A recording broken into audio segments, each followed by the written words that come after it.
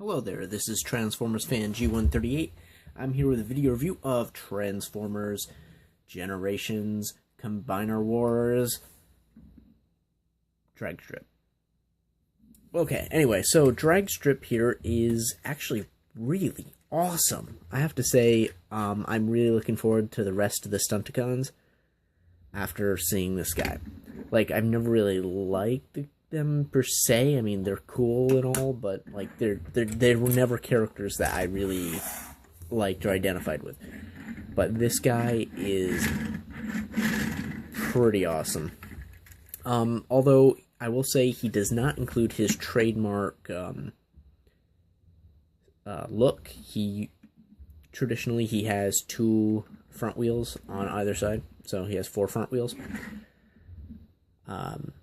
But there's rumors that this is going to be repainted to Mirage, so I can see why they didn't do that. But then again, I'm also a little disappointed that they did that. But anyway, bottom side really doesn't look like a robot much. You do have the Autobot, wow, I'm tired tonight. The Decepticon insignia, as well as his head. We'll also notice this section is painted, which is odd, but we'll go with it. And again, the two yellows don't really match. But overall, really cool looking. Also, you'll notice that these two don't match quite well, but in person they're a lot less noticeable. So this one is phenomenal. I will give Hasbro definite credit on this one. This one's like, out of the Combiner Wars figures, this one's my favorite. Although he will get dinged points from not having the dual wheels in the front. But the cockpit here is all painted nice and black. Wheels spin nice. They're all the friction snap-on wheels, so they don't roll as well, but they seem to be getting better and better at this style.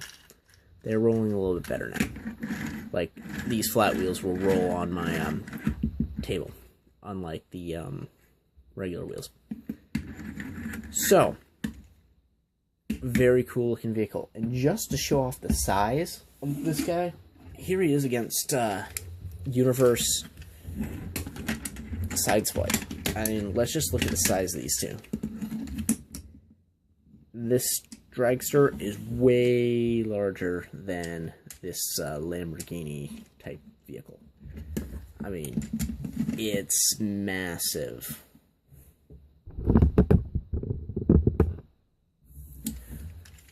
Even just looking at the wheel size, this is huge. I can't wait to see the rest of them in hand, because they're gonna rock.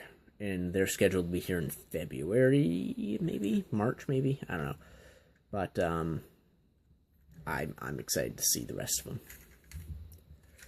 But in the meantime, he looks really good in robot mode on the Decepticon shelf. So let's go ahead and get him into the transformation.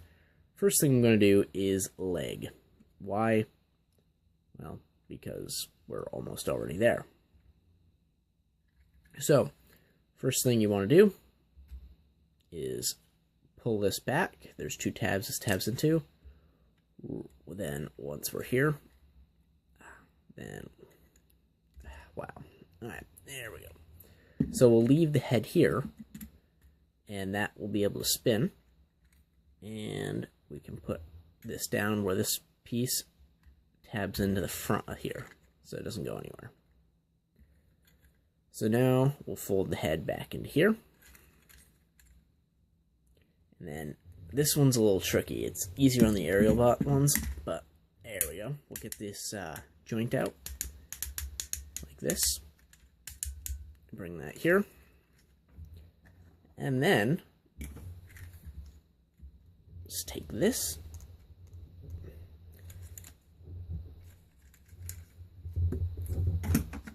And just press that onto this gun.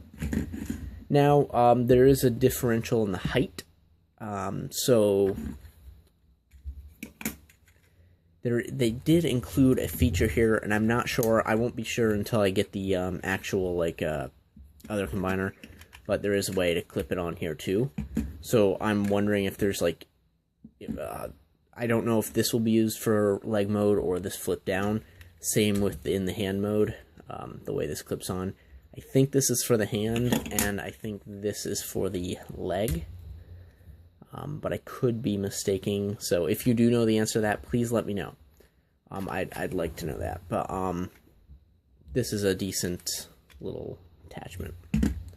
So it'll be a cool leg. So back into vehicle mode. Flip this down. Flip the head down. Unpeg this. Rotate it around. And snap it into place. Then remove the leg, the foot. And there we have him in vehicle mode again. So I do have to hand it to Hasbro. They really made these transformations nice, easy, and fairly simple. So, for robot mode, take these legs. Wow, I really gotta correct my speech today. Take these side panels and pull them out. They do tab in here and here.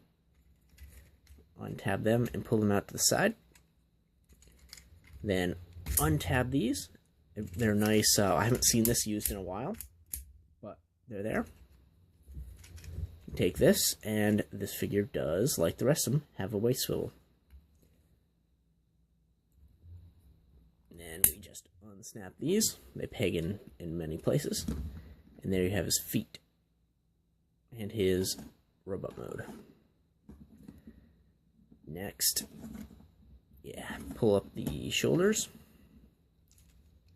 Come down here, flip out the hands.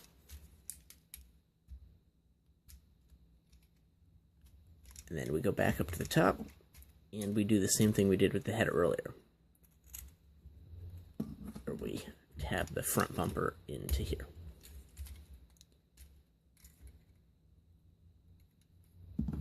And there we have Dragstrip in robot mode. Now, the feature in his legs do make him a little wobbly, so you get deducted some points for that, but overall not bad. And then he's got a lot of motion, no leg movement, but the way they're designed, he does have nice angled feet, so he's not standing straight up. We have a nice just under 90-degree bend in the knee with a waist swivel up in the hip, as well as a ball and socket joint. We have the waist swivel. Up in the shoulders, we have a joint that goes up to here on both sides, and then a ball and socket joint on top of that. For just below that, we have a swivel and a nice just over 90-degree angle elbow, which makes for awesome transformer. Plus, we have the ball and socket joint head. Doesn't have a great range of motion, but it's better than none.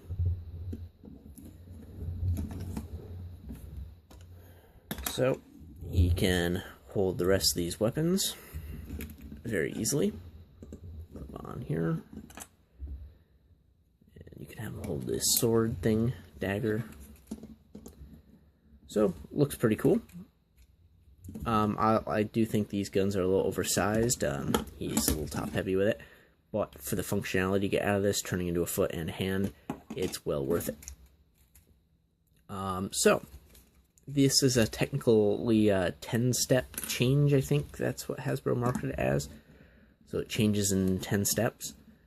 Plus, then you have the limbs, but they're still less than that. So very cool. Nice paint apps all throughout this. And the only downside for the looks is the screw holes right on his chest. But to be honest, they're not bad. Would I've preferred them on the back? Not necessarily, because he really makes a nice car mode.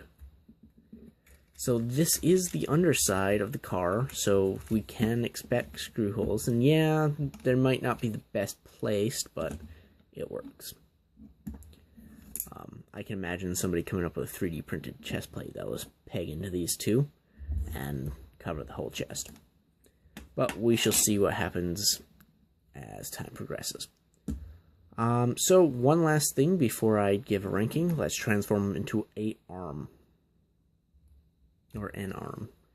So we snap the legs back together. Fold in the arms. And this is bizarre, the way this arm forms, and I don't like the way it looks, but we'll get to that in a second. So we'll spin the head around so we can't see the face. Shove that back up there. Rotate this out again. And then this part comes down. We'll rotate this. And then we take this and we bring it up here and rotate it. Then we take this one and do the same. And it's not like they clip in or anything. They just, according to the instructions, just kind of sit there and make that. So from the outside, it doesn't look bad, but from every other angle, it looks terrible. But that gets the arms out of the way of the elbow motion. So we take this panel and rotate it up out of the way. And again, like all the others, this has a pretty cool transformation gimmick. And depending on what hand you're doing, flip it in that direction. And there's the weapon. Now, it's not as convincing with this weapon, but I'm sure they'll combine and change into different weapons. So, really cool looking. A lot of motion in this arm. And I have to say, very well done, Hasbro. Yes, he's got some parts wrong on this, and you got the paint differential of the colors, but overall I think the weapon is a nice fit, and I really like the vehicle form. I think the overall this figure is very well done, and I'm expect to be keeping saying I expect to keep saying that about this year's Transformers, because so far all the Combiner Wars have been very good. They all have the little quirks, but they are very well engineered. Go Hasbro. This looks like a convincing arm and a convincing leg. I say, Hasbro, you did a good job. Give them a round of applause. So, ranking. What do I give this arm? Well, let's see. Or leg, depending on where you go. Okay, so, ranking. Considering all things, and very much appreciate the painted wheel rims. How often do we get Transformers that do not have painted wheel rims? Jazz, Hound, Prowl. Maybe Prowl had them. I don't remember. There's several of them that don't have painted wheel rims, and I just... yes. So I think this is going to look nice on my Decepticon shelf until I get the full combiners in a couple months. But overall, ranking, considering all the paint apps, mobility, posability, transformation, accuracy of the original, I'm going to give this guy a 7.2.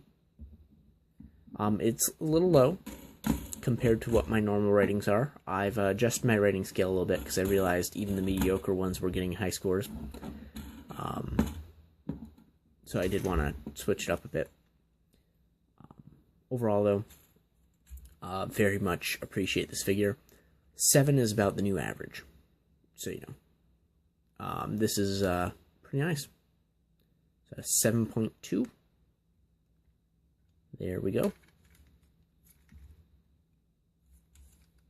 That's out of 10. So there you have it. Cool new Transformers Combiner Wars Dragstrip. And we have all the cool information on here. The number made in... ooh, that's new. Let's get in here and look at this. Made in Vietnam. Not made in China. That's a first. Also, trademark stamp 2015. Which is nice to see. And then we got the Hasbro and Takara Tomy label on there. So overall, pretty cool.